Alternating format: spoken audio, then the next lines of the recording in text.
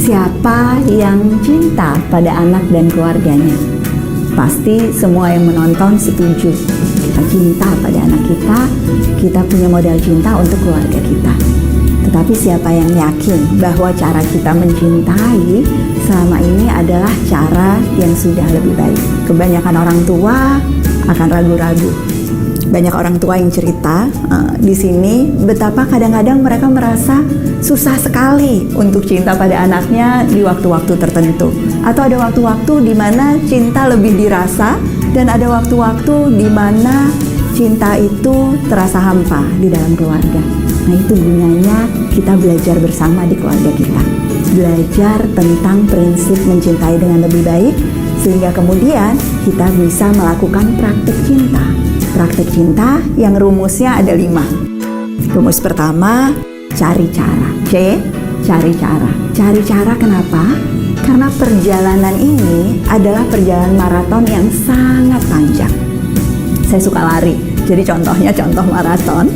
Tetapi kalau teman-teman ada yang suka lari juga, pasti akan tahu bahwa cara yang kita pakai di kilometer-kilometer awal itu akan jadi cara yang berbeda pada saat kita sudah di tengah perjalanan atau mendekati tujuan. Nah, tahap perkembangan anak juga seperti itu. Ada cara-cara tertentu yang mungkin kita rasa berhasil pada saat anak kita berumur 2 tahun, begitu dia umur 12 tahun, bubar jalan. Kita harus cari cara baru. Pada saat dia mendekati masa dewasa, kita juga perlu cari cara yang lain. Yang paling penting, garis bawahi ya, yang paling penting kita selalu ingat tujuan jangka panjangnya. Kadang-kadang ada orang tua nih ya, seperti yang cerita di sini, yang penting cepet katanya. Jadi saya suka lupa bahwa tujuannya adalah anak mandiri. Gak apa-apa deh, sekali ini aja sepatu saya pakaikan dulu supaya tidak terlambat. Tetapi percaya atau tidak, yang sekali ini saja pada akhirnya menjadi kebiasaan berhari-hari. Cari cara. Prinsip kedua, ingat impian tinggi.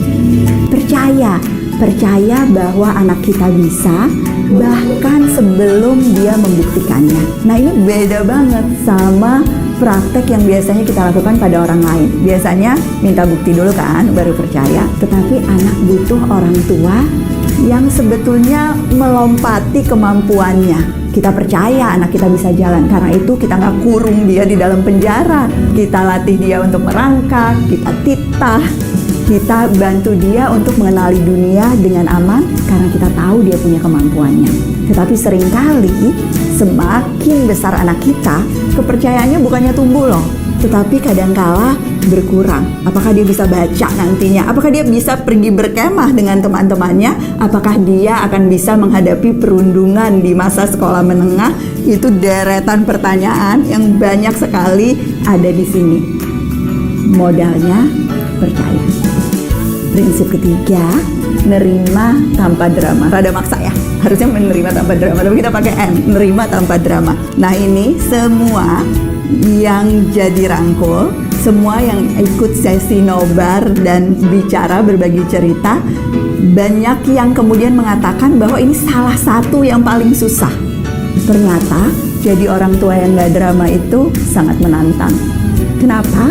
Karena yang namanya drama keluarga, krisis dalam keluarga, baik krisis kecil ataupun krisis besar, itu pasti terjadi. Mertua yang susah mengalah, anak yang tantrum dan ingin semua yang ada di toko dan dapat hadiah.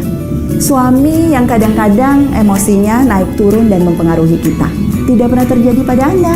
Ya mungkin kita semua mengalami krisis-krisis di dalam keluarga. Orang tua yang bisa mengelola emosi pada akhirnya akan bisa membantu anak yang pada saat itu sedang merasa emosional. Kalau anaknya drama gimana Mbak? Anaknya pasti drama karena anak sedang belajar mengelola emosi. Tetapi kita harus jadi contoh yang tenang dan menghadapi semua masalah tanpa emosi yang berlebihan. Prinsip yang keempat, tidak takut salah. Kenapa ditaruh di nomor 4? Karena biasanya ya, kalau saya udah cerita 1, 2, 3, kemudian yang teman-teman rasakan pasti panik. Aduh, cari caranya enggak. Ingat impian tingginya enggak gitu ya. Nerima tanpa dramanya enggak. Nah, karenanya prinsip keempatnya tidak takut salah. yang namanya proses belajar jadi orang tua itu proses belajar yang terus-menerus. Nggak ada game overnya teman-teman. Mau ditukar sama anak tetangga sebelah juga nggak bisa kan? Jadi, saya sering bilang sama anak saya, I'm sorry that you're stuck with me. Artinya apa?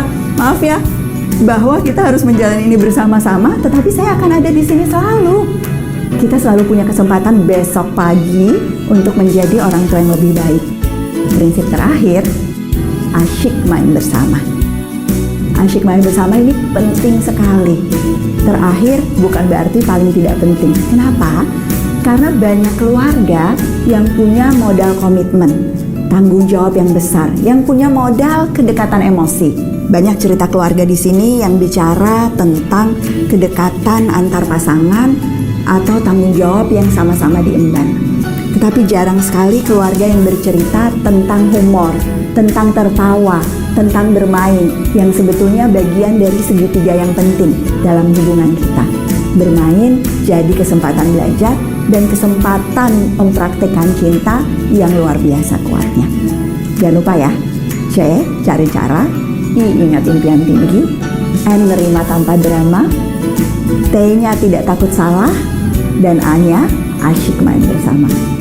Mari kita lakukan praktek cinta di keluarga kita masing-masing.